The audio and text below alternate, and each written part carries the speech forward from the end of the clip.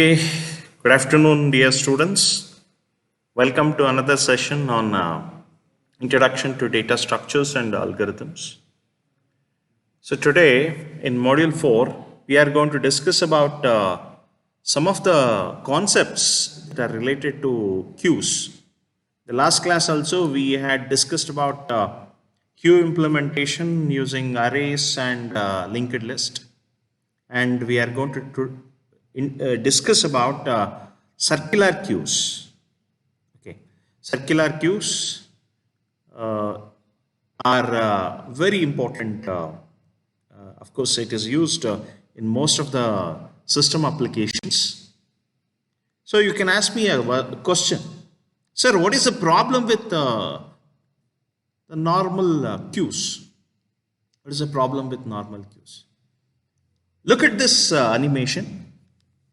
So this is the situation where you have only one space left for element to be stored. So what you will do? Before this, you delete one element. Okay. Now there are two places you can accommodate. So you have a number 99 and 99 you can store it. Okay. So you move the rare, you insert it. This you know very well. This concept you know very well. It is normal queues. In normal queues, this happens. Now, the rare is pointing to the last element. Even though there is a space here in the front, even though there is a space here, so we cannot insert. Whenever we try to insert an element 33, so it checks whether rare is pointing to the last element. If rare is pointing to the last element, that is seventh element, so what happens? It will throw an error. Queue is full. Actually, queue is not full. There is one space available in the front, but I cannot accommodate this. I cannot. So this is a problem with normal queues. This is the problem with normal queues. So in normal queues, if the rare reaches the maximum position, and even though there is free space in the front, it will display error message. Queue is full. The total capacity of this queue is actually 8. So starting from 0, 1, 2, 3, 4, 5, 6, 7, that is total number of elements are 8. But now in this situation, it is not possible. So that is the reason we go for circular queues. We go for circular queues. In circular queue, what happens? The elements are arranged in a circular fashion. So even though you have element here, element here, element here, element here, element here, element here, element here, element here, element here, and if there are element to insert, so since there is one free space, so it will record here also. So this is how the circular queue works. So the problem of normal queue can be overcome with circular queue. Circular queue is a queue whose start and end locations are logically connected with each other. That means the start location comes after the end location. If we continue to add elements in the circular queue till the end location, after the end location has filled, the next element will be added at the beginning. So in this case, so if there are elements, so it will be added. So the problem of previous can be overcome. That is, normal queue can be overcome with circular queues. Circular queues removes one of the main disadvantage of the normal array implementation of queues, in which a lot of memory is wasted due to inefficient utilization. We have seen, even though there are 8 places, we can use it only for 7 places. One place we cannot use. Suppose if I delete one more element front, so I cannot use 2 elements again because rear has reached the maximum. So this is the main disadvantage of normal queue. And the figure 5.6 represents the logical representation of circular queue. So this is the logical representation. And of course, various states of circular queue. You can see where start and rear is pointing to -1, it is understood that there is no element in the stack. That is the first one that we are supposed to focus. Suppose if there are elements, so what happens? Rear will move. You can see rear earlier it was here. Rear, the first position got filled, second position got filled, third position got filled, fourth position got filled. So rear is pointing to this, the fourth element. And if it is full, what happens? It occupies all the elements. Rear is going to point to the last element. Rear is going to point to the last element. And front is pointing to the first element. So this is the case where you call it as it is a full. The total number of elements are equal to total number of elements in the queue. And this is the state, we call it as full. This is half filled, this is full. So you can see front is pointing to the first location, that is 0, and rear is pointing to the last location. That is a state in which you can call the queue is full, circular queue is full. So let us look into the operations. As you know, operations in a queue, we have insert operation, we have delete operation, and of course display operation. So only 3: insert, delete, and display. Yes, we can do it.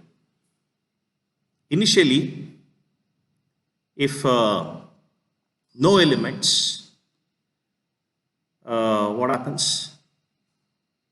Front, rear, everything will be set to -1. And if it is full, front is pointing to the 0 element, that is the first element, and rear is pointing to the last element. Okay. So insertion operation, first step. There are 3 steps. First step, you have to check whether the queue is already full or not. So now if you look at the situation here, if you look at this particular situation, so your front is pointing to 0 location and rear is pointing to the last location. So since it is pointing to the last location and front is pointing to the first location, it is understood that queue is full. So queue is full, done. So you cannot do. Suppose there is a situation, no elements are there. If no elements are there, I have already said, rear will be pointing to, front will be pointing to -1. Yes. If no elements are there, you first check. So if queue is empty, then you have an element. What you have to do? You have to move this element. You have to move this element to the queue. You have to move this element to the queue, and of course, you have to set the front and rear to the point of the first location. Both front and rear should be pointed to the first location. So the element is moved to the location, first location, and front and rear are pointing to the same location. So that is the thing.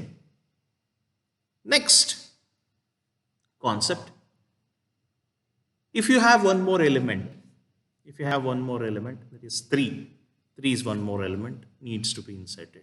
So what you will do? You will simply increment the rear by 1. So what happens? Rear is moved by 1, incremented by 1, and the element is stored. Same way, if you have one more element, increment rear by 1 and store the element. Same way, if all the elements are full, you see, elements are there.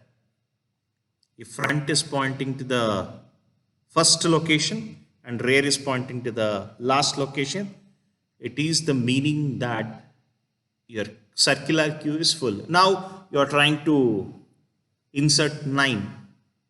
So whenever you are trying to insert this element and you check whether front is, where is front, where is rear. If front and rear are pointing to first and last respectively, then of course you can display error message. So here what user is doing? User is deleting one element, that is front, is deleting, and now in this case front is pointing to 1. Front is pointing to 1, the second element, and there is an element gap is there, and where you can store the element. In that case, what you can do, rear is equal to rear plus 1. So rear moves plus 1, that is modulus the size, and it will store the element. It will store the element. So this is how it happens. It is how it happens. You can see. So the same thing we have explained in terms of algorithm. So look at here. If front is equal to 0, rear is equal to max minus 1. So that is the meaning. Front is pointing to the first location, rear is pointing to the last location. Or front is equal to rear plus 1. You observe, in this case, front is not pointing to the first element, it is pointing to the second element. And rear is pointing to the previous of it. So if you add rear plus 1, that becomes front. So if front is equal to rear plus 1, so that is the queue is full. So you go to the step 3. In step 3, what you are trying to do, you are displaying queue is empty. You are displaying queue is empty, and go to 10. So go to 10 means stop. Display this. Suppose if front is equal to minus 1, that is null means minus 1. So that is the first element. So in that case, what you do? You move front and rear to 0th location and go to the next step, that is set queue of rear is equal to element. The element whatever you are getting, you set it. If front is not equal to minus 1, simply what you do? You increment rear is equal to rear plus 1. Increment rear is equal to rear plus 1, and store the element, the available element, into the rear, queue of rear. So this is how it has been done. And if rear is pointing to max minus 1, then the next position is 0. So you make it as rear as 0 and you just display. So that is the thing. Now delete operation. Now in delete operation, again 3 steps are there. What is that? First, check whether the queue is empty or not. What is the condition? The queue is empty, rear and front both are equal to minus 1. So in this case, you get a message, queue is empty. Queue is empty. And of course, if there are some elements, if it is having only one element, okay, queue is having only one element, so that is uh, in such cases, you delete that particular element and make front and rear as -1. You delete that element and make front and rear as -1. Very simple. If there are only one element, you delete that element and make front and rear as -1. That's the thing. Suppose if the front pointer has pointing to the last location. Suppose there are some elements I want to add. I will add some more elements. So when I add some more elements, automatically rear moves to the last position. So front is in first position, rear is in last position. So earlier this was a situation, there was only one element. Later what I did, I added some elements. As I added some elements, rear moved to the last position. Okay, done. Now if you want to delete, very simple, you move front one step and you delete this element. Same way, you move front, you delete this element. You move front, you delete this element. You move front, you delete this element. You move front, delete this element. Move front, delete this element. Move front, delete this element. So like this, you can delete. As you move front, so what happens? The element gets deleted. Okay. So you can see all the elements I have deleted except the last element. I have deleted like this. I have deleted all the elements. And now I have only one element. If I delete this element also, automatically you can set rear and front to -1. If I delete this, set rear and front to -1. So they are set to -1 and it is done. So this is how the delete operation takes place in circular cube. Suppose if this is a condition, it is half filled. So in such cases, if pointer front is not pointing to the last location, and then what you do, you can simply increment front by 1 and you can remove the element. So similarly, simply remove the front and you remove next element. The same thing, it is explained as an algorithm. You can see, you start, you check whether front is null. If front is null, Q is empty, you cannot take out any element. If it is not empty, make Q of front is equal to I. I is the element that is finally returning as the deleting element. Now, if front is equal to rear, then what you do? You delete that element, you make front and rear as null. Null is nothing but -1.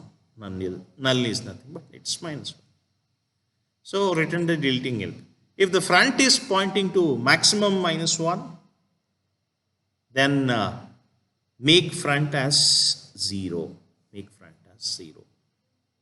So after deleting it, it has to move front. So it has 0. In all other cases, front is equal to front plus 1 and delete that particular element. So this is a condition that you have to follow.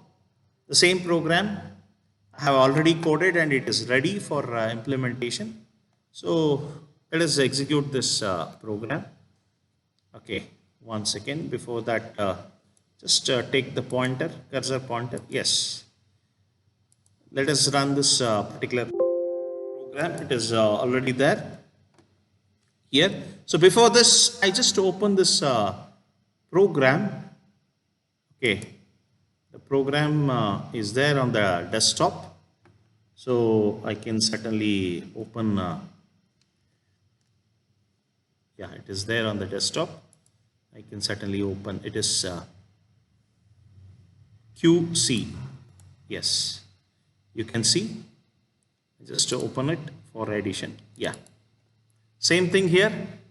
Observe, I have created, I have imported, included all the header files that are required. I have set the queue size as 5 and front initially will be -1, rear also initially -1. You have insert function, you have delete function, you have display function. And I'm using choice num1 and num2 for operational values. Now I create a menu, 1 for add, 2 for remove, 3 for display, and 4 for anything other than 1, 2, 3. It is exit. Enter your choice. User enter the choice. Based on the choice, you switch. If the case is 1, then you read num1 and you pass the num1 for insert. If case is 2, and check whether front is not equal to -1. -1 means queue is empty. Whether queue is empty or not, you just check. If the queue is not empty, then you can call the function. I think that del is missing. So I can certainly name num2 is equal to del, the function del, so which I have already declared here, del, the same function, I'm just calling it. That's it. And of course, finally, the del function will return the deleting value in num2. Same num2 you can just display. And if it is 3, you call the display function. Right. Now, anything other than 1, 2, 3, return. Default is equal to return. Return from main. Return from main function, it is nothing but end of the program. Now, insert. In insert, you are passing an element.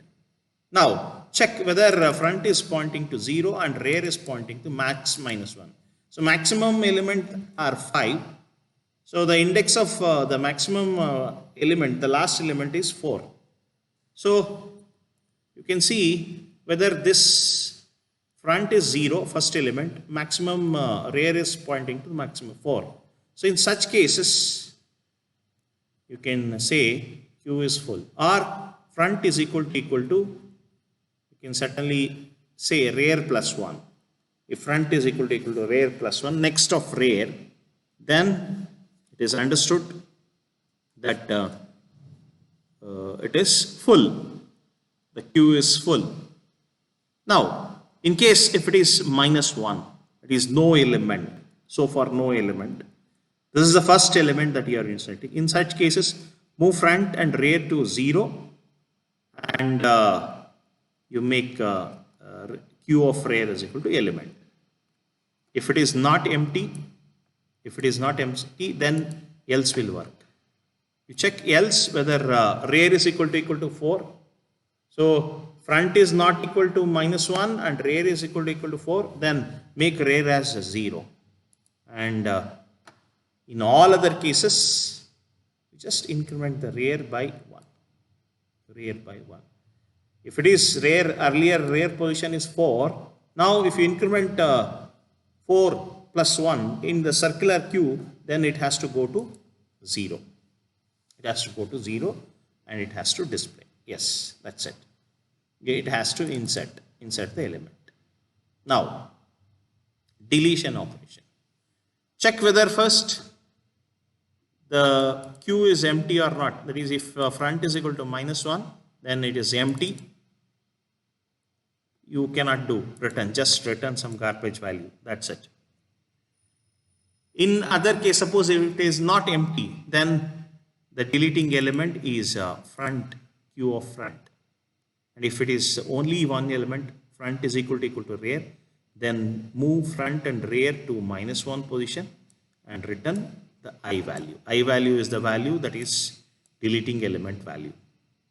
Suppose if there are many elements, in such cases, you check whether front is reached the 4, then you make front as 0 because next front has to move to the next element.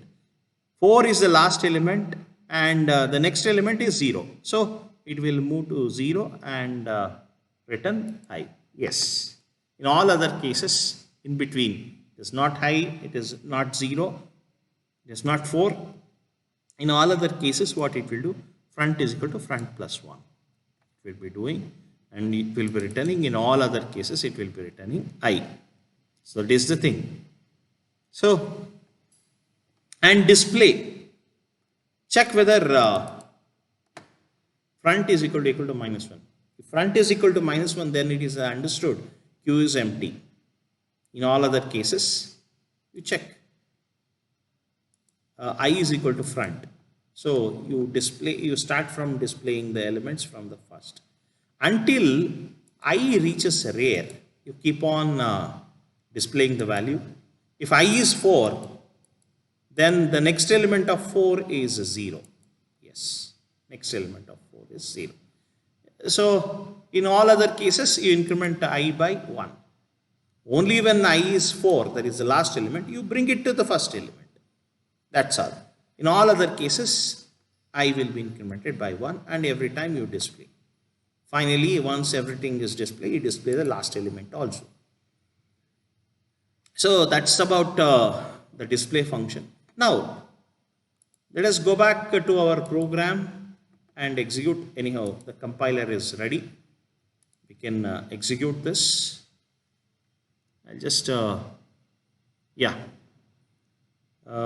close this file and I open the file.